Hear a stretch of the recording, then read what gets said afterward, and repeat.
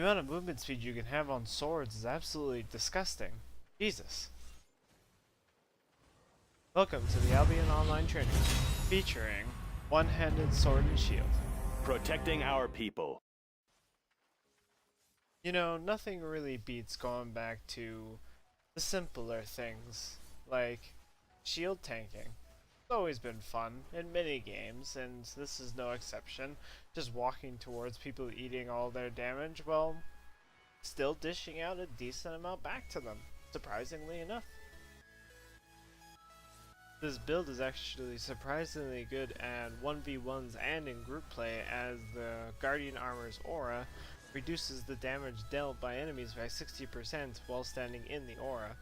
This makes it really effective at just totally negating big hitting spells like Pyroblast and whatnot if you time it properly. And if you can stick to them, it'll be a full duration where they really can't deal much damage to you, so you can just get free hits off on them. With Sprint on the boots, you can still keep up with those really fast builds, like the warbows and whatnot, as they try to kite you.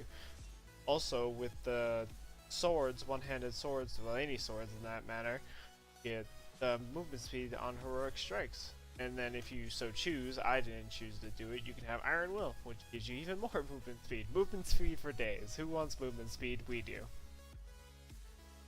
One-handed swords are also really effective in killing mages, as their interrupt just fucks over a lot of builds, like curse staves. One-handed curse staves, the death curse, they barely can ever get that death curse off on you, because all you have to do is interrupt them, and, well, they're SOL because that puts it on cooldown. And with how cheap this build is, anybody can do it at any time, and if you die and lose all your stuff, whatever, it's like 5,000 silver to replace the entire set of armor. And alongside that, everything on the set is all first tier stuff for the sword.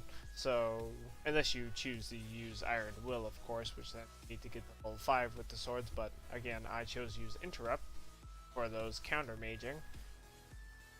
So it's quite an effective starter build for everybody, honestly. That pretty much wraps up this build all in a nice bow tie. So if you enjoyed the build, as always, leave a comment and a like, and don't forget to drop a sub if you enjoy the content, and I will see you in the next video.